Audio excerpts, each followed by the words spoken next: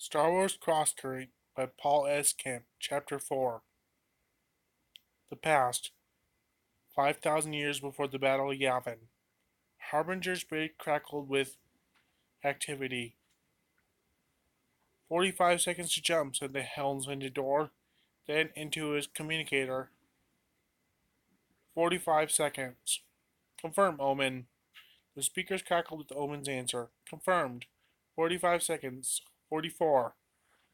Dora put his clawed hand on the weapons officer's soft shoulder. You have 25 seconds to destroy that infiltrator, or explain to the captain why you could not. Sace's blade spat a blurry shower of sparks as he unleashed a series of powerful blows. Rellin allowed the strength of the attacks to move him backward as he dodged left, right, leapt, spun, and parried, biding his time. At last he deflected an overhand strike in a shower of energy, slid his blade free, and stabbed at Stace's middle. His one-time Padawan slid left, spun, and drove Rellin's blade to the deck with an overhand strike.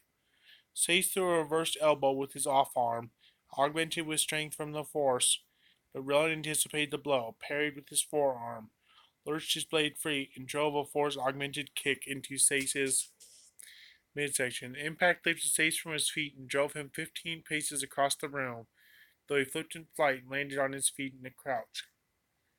Your skill with the lightsaber remains wanting, Rellin said, advancing. You rely on strength over technique. Anger tensed Sace's body, darkened his visible skin from crimson to deep red. It is well, then, that I've learned other methods. Blue force lightning gathered on the black claws of his fingertips, crackled a dire promise. Before Rellin could respond, Sace gestured and the energy cut a jagged path across the room. Rellin dodged too late, and the energy struck him, put a cold spike into his heart, and threw him against the far wall.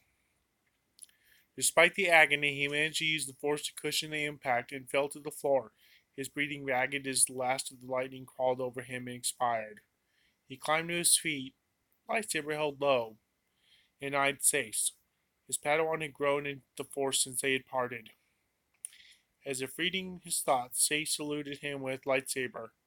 Rowan imagined him grinning behind his mask. More than you know, even.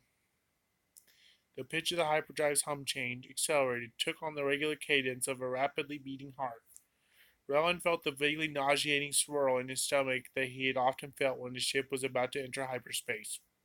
Staring at Sace, he decided that he would not bother with escape. He had accomplished his mission.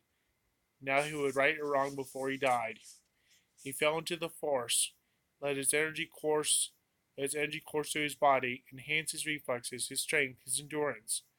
Sace answered Rellin's stare with his own, his eyes black holes in the white mask, and lightning sizzled on his fingertips, tracing a spiral path up the red blade of his lightsaber. We end it, Rellin said. Former Master and Padawan strode across the chamber toward each other, lethal purpose in both their minds. Rellin's calmly crackled. I am hit, Master! Trev's alarmed voice eroded Rellin's resolve, carried away the anger that had been driving his thinking. Strength went out of him. Sace, sensing the hesitation, bounded forward, lightsaber raced in a killing stroke. Rellin parried, but too slowly. Sace's blade severed Rellin's left arm at the elbow. Blinding pain exploded in Rellin's mind. A scream broke through a wall of his gritted teeth. He felt himself fall, but as if from a distance. The world seemed to slow. His senses felt attenuated, all except for the throbbing, acute agony of his arm. His heart kept time with the pulse of the hyperdrive, and each beat sent a knife stab of pain up his bicep. Sace loomed over him, his lightsaber sizzling, the masked embodiment of Rellin's failure. No right, no wrong, his former Padawan said and raised his weapon. Only power. Rellin's chrono beeped a warning, and Rellin smiled through his pain. The expression caused Sace's moment's hesitation, and in that moment, the charges in the hyperdrive chamber exploded. A column of flame in a concussive wave burst from the chamber's door and rolled over Sace and Rellin. The blast flattened Rellin to the floor. He felt his ribs crack, adding that agony to that of his arm and seared face, and blew Sace across the room, slamming him against the wall with the force of a battering ram. Shrapnel rained down. The entire ship lurched from the explosion. Sace and Harbinger fled from his mind.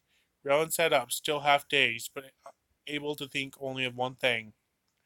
Drev, it's Cried White, Master. I believe I have matters righted, though I now admit to being wrong. The Sith appeared willing to fire pre-jump. Drev laughed and Rowan thought he had heard the hint of hysteria in it. What just happened aboard the Harbinger? Rowan could hear the continuous thumb of laser fire through the comlink. Could hear the stressed grunts and rapid breathing of his Padawan. He glanced at Sace, unmoving on the floor of the chamber, and fought down his need for revenge. He could not fix himself through murder, and the anger had already caused him to exercise poor judgment. He deactivated his lightsaber and left his arm and his former Padawan behind on the deck of the Sith dreadnought. I'm coming. Stay out of the way of those guns. The dreadnoughts are near at the end of the jump sequence. I've got to stay in their jump field until the last moment, or those guns will get a clear shot. Harbinger isn't jumping, Rowan said, as a secondary explosion ripped through the hyperdrive chamber. Smoke poured through the double doors, and he lifted his cloak into his mouth to prevent a coughing fit that would feel like a knife stab to his broken ribs. Alarms sang their song of dismay while he sped as best he could from the chamber. Even if his charges had not completely destroyed the hyperdrive, Harbinger would not risk a jump with a damaged drive. He and Jeff had done something to help Kirek. Not everything, but something. Klaxons blared on the bridge. Tension animated the faces of the bridge crew, hung in a pall over the quiet. Door stalked to the helmsman's station. Abort the jump sequence, he ordered, his claws sinking into the helmsman's shoulder deep enough to draw blood. Trying, sir. Something is wrong.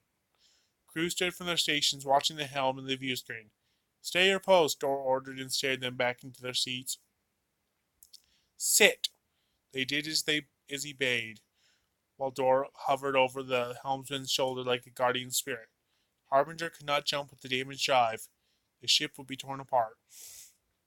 Not responsive, sir, the helmsman said, and Door heard panic creeping into his voice.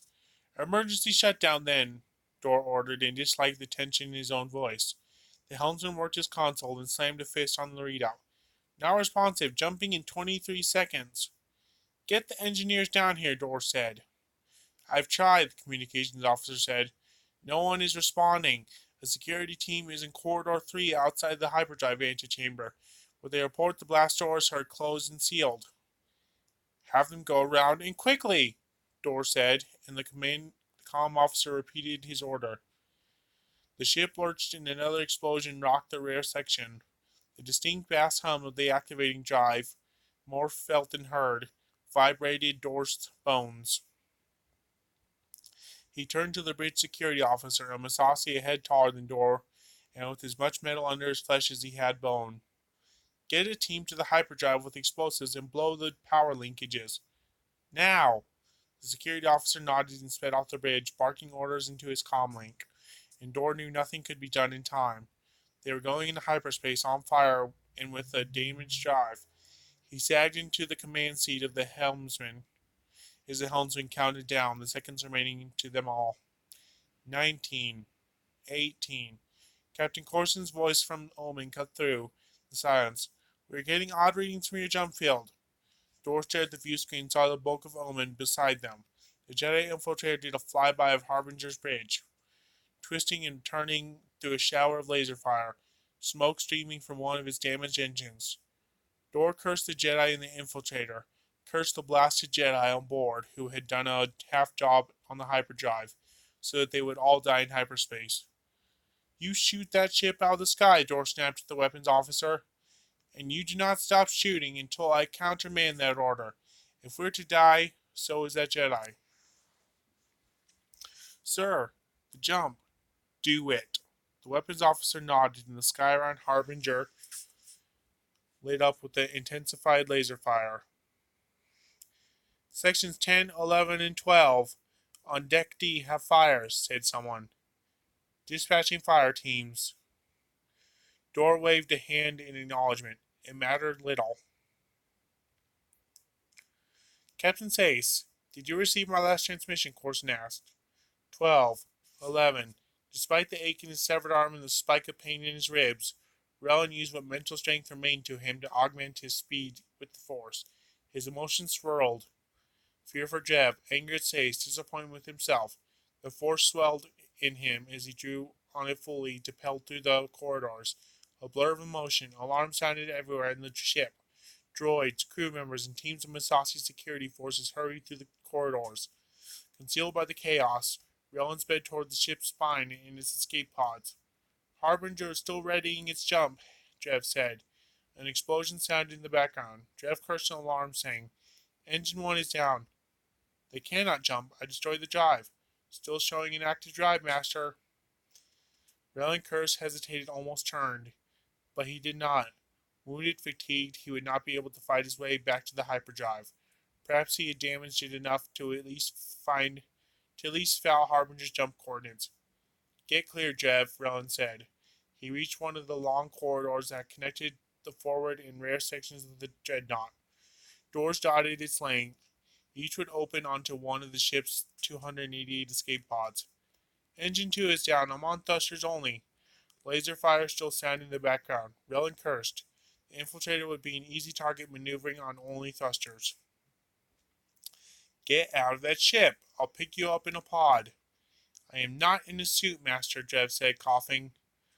And you know how long it takes for me to put one on. Rellin did know. Drev's Iskajian frame had made donning a flex suit a lengthy process.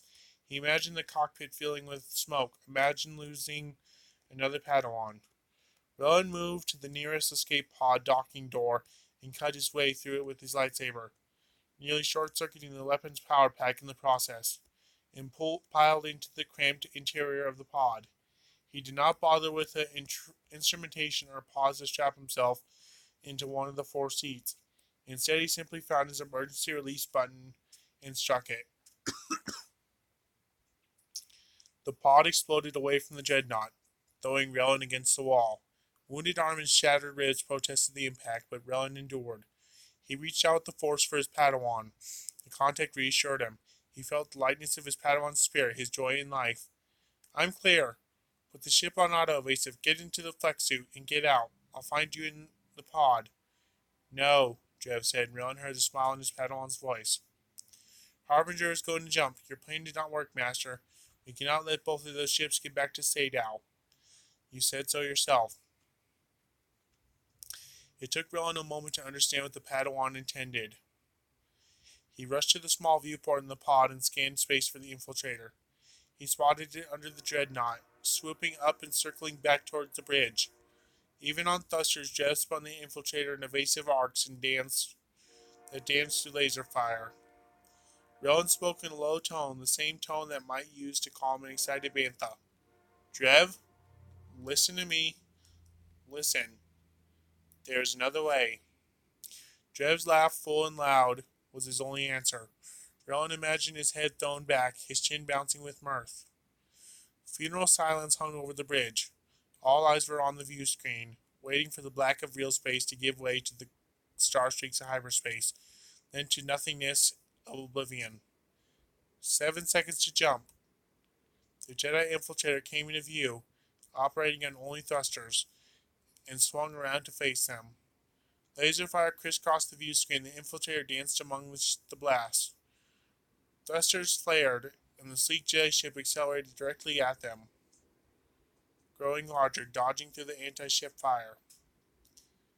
What is he doing? Someone said. Dor knew exactly what he was doing, and despite the fatalism that had taken hold of him, he would rather die in a jump malfunction than at the hands of a Jedi.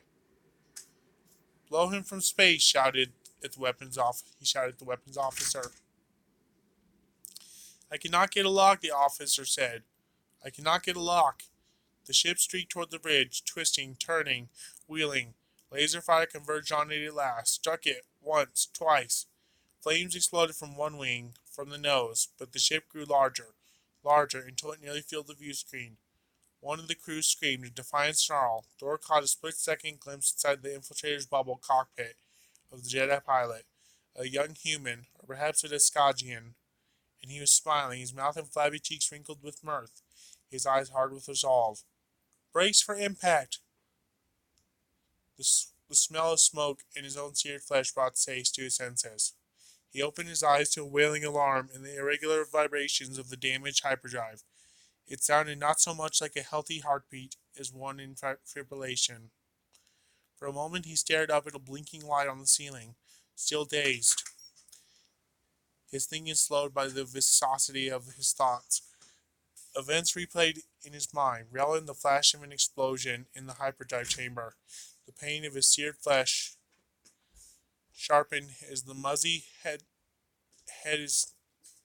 headedness began to clear. He sat up on his elbow. Relin was gone.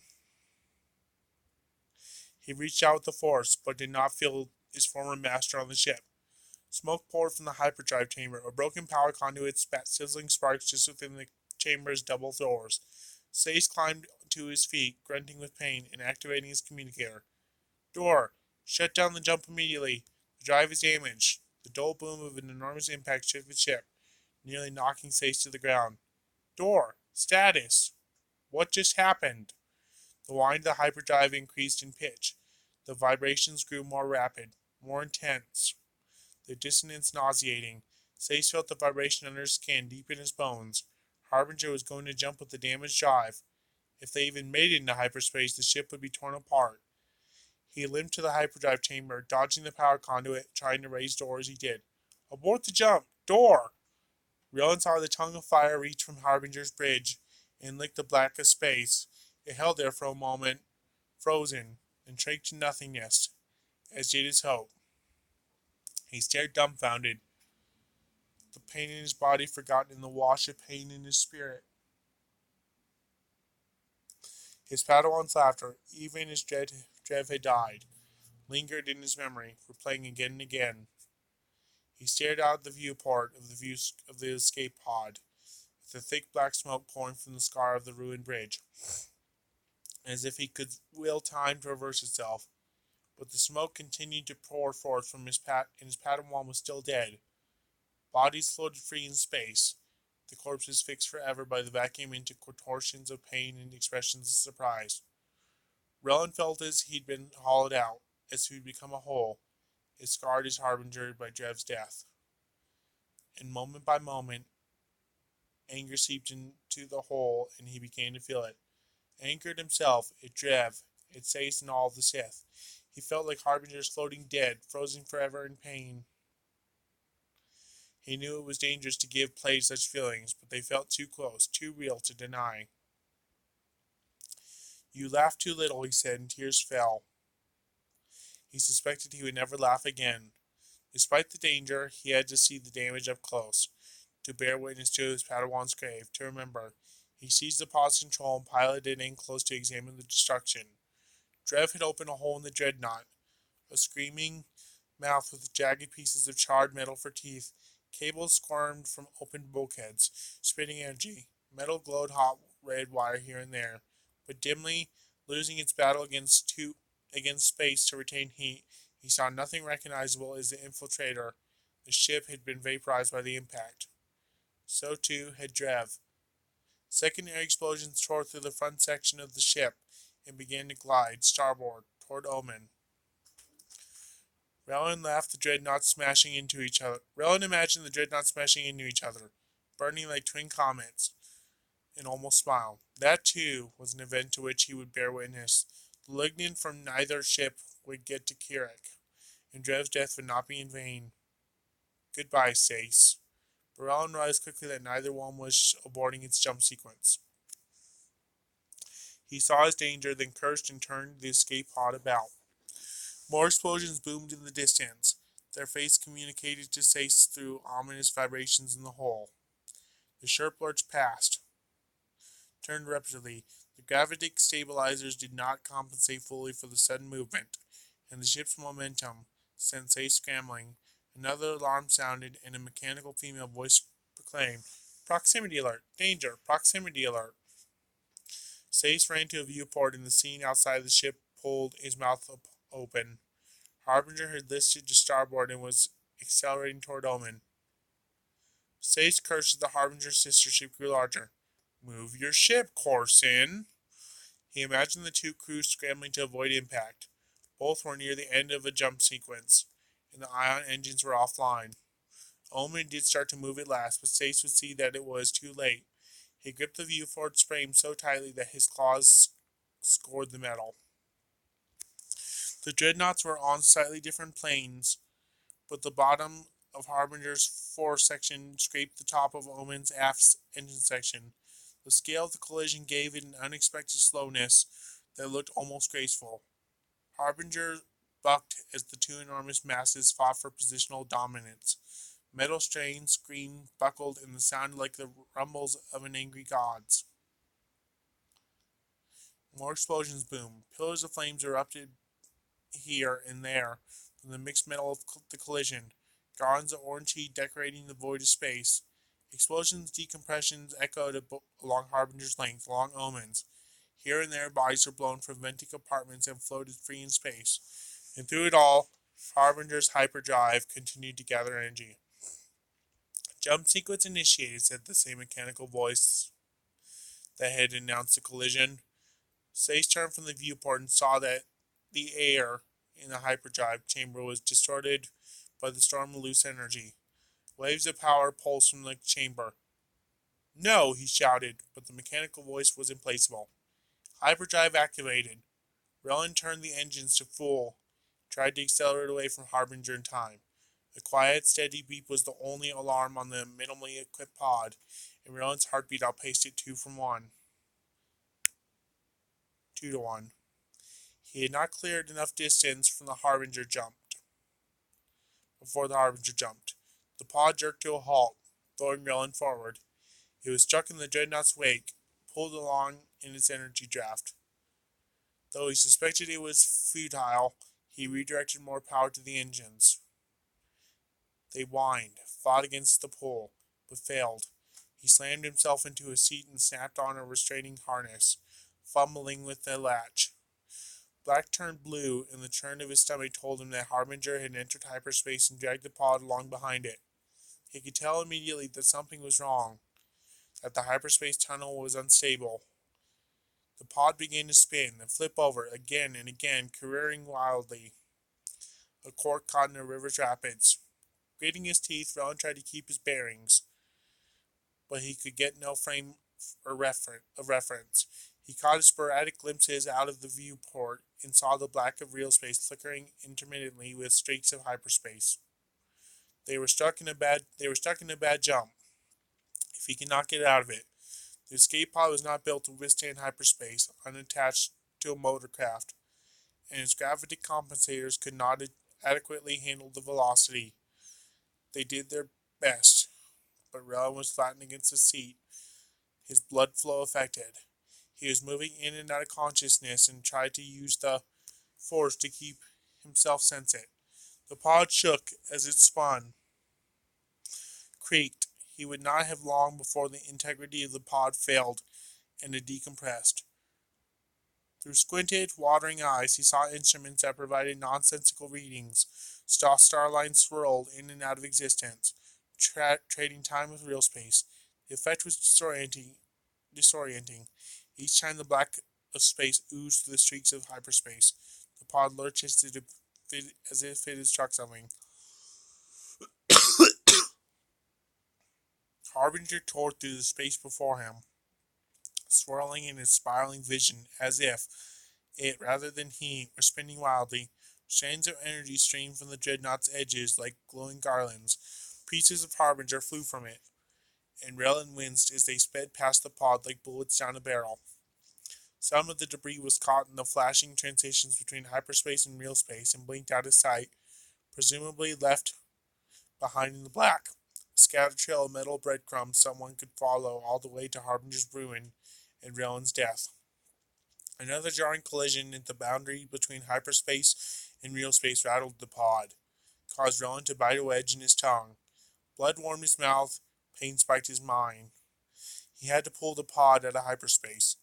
Mentally and physically exhausted from the efforts aboard Harbinger, Relin nevertheless found a final reserve of strength. Getting the pod to exit hyperspace could be done, but only with the aid of the Force. He inhaled, dwelled in the Force, and with It fought against the pressure of the velocity as he attempted to take control of the pod's flight through the maddening swirl. He perceived time slowing, his breathing steadied, his thoughts and reflexes came faster. He heard the beeps of the alarms, but it seemed as though a standard hour passed between each. The instrument still provided no worthwhile readings, so he'd have to rely entirely on feel. He felt as if he were being stretched thin, as if he existed everywhere at once, but nowhere at all. He took hold of the pod's controls, managed to right its flight, and end its spin. He waited for the right moment, waited, and when he felt it arrive, he jerked the controls hard to starboard, toward the black of real space. Instead, the black disappeared until a wash of blue in his abrupt change of direction sent the pod to spinning. Worse than before, anger and frustration built in him until it burst out in a shout that seemed to echo in the forever. Sace!